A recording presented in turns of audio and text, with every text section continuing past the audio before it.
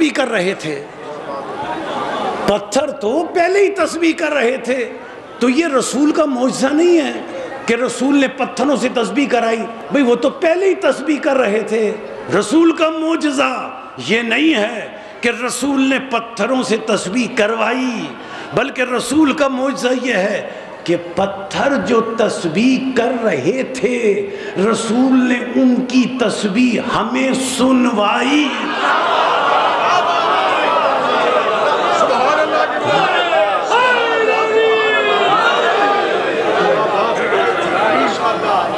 جب کشاف حقائق امام جعفر صادق علیہ السلام سے پوچھا گیا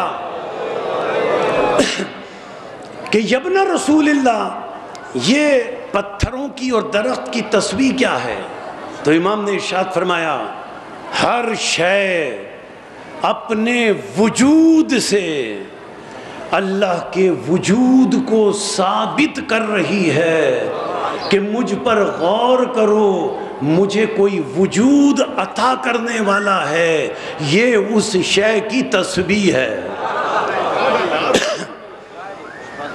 اور اس تسبیح کا نام تسبیح قہری ہے۔ بس یہاں مسئلہ طے ہو گیا، یہ تسبیح تعظیمی ہے، تسبیح قہری ہے، تسبیح مجازی ہے۔ حقیقی تسبیح وہ ہے، دو قسمیں تسبیح کی ہوئی، ایک حقیقی تسبیح جو دیکھنے والے کو پتہ چلے کہ کوئی تسبیح کر رہا ہے، ہونٹوں کی حرکت سے کسی بھی طرح سے معلوم ہو وہ تسبیح کر رہا ہے۔ اور تسبیح مجازی یہ ہے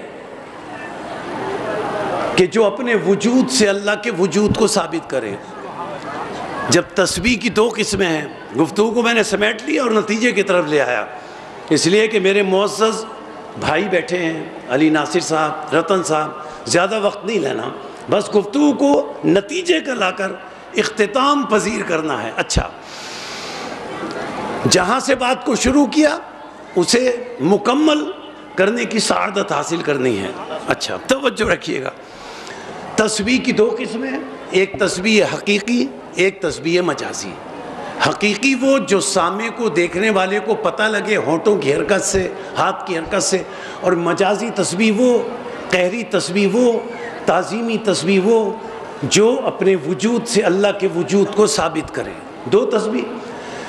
اسی طرح سجدے کی دو قسمیں ہیں، ایک سجدہ حقیقی ہے اور دوسرا سجدہ مجازی یا قہری یا تعظیمی کہہ لیں۔ ایک تعظیمی سجدہ کہہ لیں یا قہری کہہ لیں یا مجازی کہہ لیں۔ حقیقی سجدہ وہ ہے جس میں رخ بیت اللہ کی طرف ہو، اعضائے سجدہ زمین پر لگے ہوئے ہوں، رخ خانہ کعبہ کی طرف ہو۔ کون سا خانہ کعبہ؟ جو مولد و زچہ خانہ حیدر کرار ہے، مغرب کی سمت، مغرب کی سمت رخ ہو۔ سجدہ حقیقی کب قبول ہوتا ہے؟ جب رخ مغرب کی طرف ہو۔ کیسے؟ ایک جملہ یہاں کہہ دوں، شمال جنوب مشرق، شمال جنوب مشرق، شمال جنوب مشرق، ان تین سے منہ موڑ لو اور چوتھی سمت میں جبیں کو جھکا دو۔ یہ نا شمال جنوب مشرق، یہ تین سمتیں جو ہے نا، شمال جنوب مغرب، میری بات سمجھے، شمال جنوب مغرب، یہ تین رخ جو ہیں، یہ تین سمتیں جو ہیں، ان سے منہ موڑ لو، چوتھی سمت میں جبیں کو جھکا دو، سجدہ حقیقی قبول ہو جائے گا۔ لیکن سجدہ مجازی کیا ہے جس کے لیے اللہ فرما رہا ہے وَلِلَّهِ يَسْجُدُ مَنْ فِي السَّمَاوَاتِ وَالْأَرْضِ، ہر انسان میری بارگاہ میں سجدہ کر رہا ہے۔ یہ جو اللہ فرما رہا ہے نا، ہر انسان، ہر ذوی العقول، ہر من میری بارگاہ میں سجدہ کر رہا ہے، یہ جو اللہ فرما رہا ہے ہر من میری بارگاہ میں سجدہ کر رہا ہے، اس کا مطلب سجدہ حقیقی نہیں ہے، بلکہ سجدہ تعظیمی ہے، سجدہ مجازی ہے، سجدہ قہری ہے۔ کیا مطلب؟ مطلب یہ ہے کہ ہر انسان، دیکھیں ہر انسان، کچھ معاملات ایسے ہیں کہ ہر انسان کو، چاہے کسی مذہب کا ہو، چاہے کسی مسلک کا ہو، ہر انسان کو اللہ کی بارگاہ میں کچھ معاملات میں جھکنا پڑے گا۔ یہ اس کا سجدہ تعظیمی ہے۔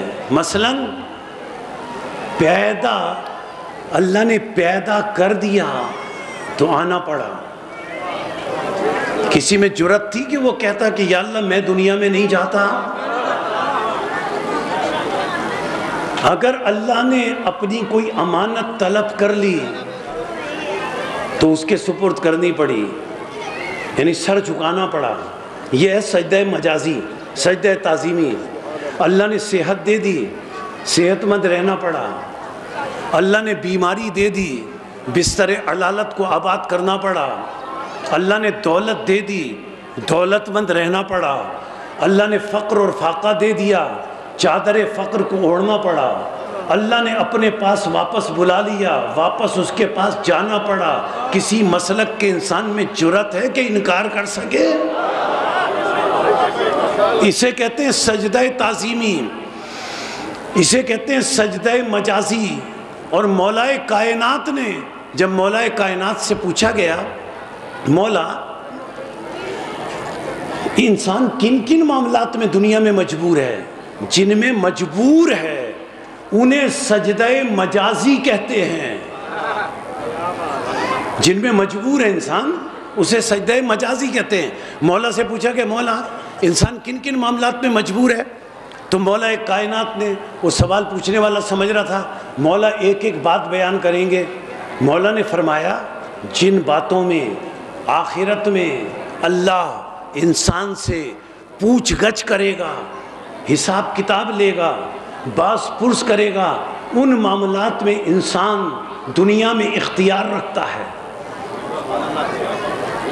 اور جن معاملات میں اللہ آخرت میں پوچھ گچھ نہیں کرے گا ان معاملات میں اللہ نے انسان کو دنیا میں مجبور رکھا ہے۔ یعنی کچھ معاملات میں انسان کو اختیار ہے اور کچھ معاملات میں انسان مجبور ہے۔ جن میں اختیار ہے ان کے بارے میں آخرت میں سوال ہوگا۔ یہی وجہ ہے جب مولا علی ہاتھ میں بیلچہ لیے کھڑے تھے، ایک عرب کا شخص آیا، آ کر کہنے لگا یا مولا ذرا یہ بتائیں کہ انسان کتنا مجبور ہے، انسان کتنا اختیار رکھتا ہے۔ آپ سمجھ گئے نا؟ ایک جملے کے لیے صرف یہاں بات کہہ رہا ہوں کہ مولا نے اسے بتایا، جب اس نے پوچھا مولا انسان کتنے معاملات میں مجبور ہے، کتنے معاملات میں اختیار ہے، آ کے کھڑا ہوا۔ جب وہ کھڑا ہوا تو آپ جانتے ہیں مولا نے کہا اپنا ایک پیر زمین پر سے اوپر اٹھا لے، ہے نا؟ اس نے ایک پیر اوپر اٹھا لیا۔ اب مولا نے فرمایا اچھا اس پیر کو اوپر ہی رہنے دے اور تو اپنا دوسرا پیر بھی اوپر اٹھا لے۔ کہنے لگا مولا یہ نہیں کر سکتا۔ تو مولا نے فرمایا اتنا تجھے اختیار ہے اور اتنا تو مجبور ہے۔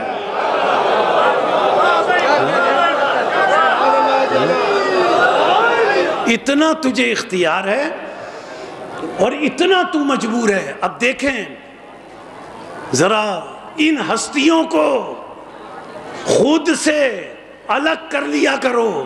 کسی انسان میں یہ جرأت ہے کہ اپنے دونوں پیر بیک وقت زمین پر سے اوپر اٹھا سکے، فضا میں معلق کر سکے؟ تو انہیں اپنا جیسا مت کہا کرو۔ اپنا جیسا کہنے سے پہلے خیبر کے میدان میں دیکھو کہ خندق میں علی کے ہاتھ میں قلعہ خیبر ہے اور علی کے دونوں پیر ہوا میں معلق ہے۔ علی نے بتایا تم اور ہو ہم اور ہیں۔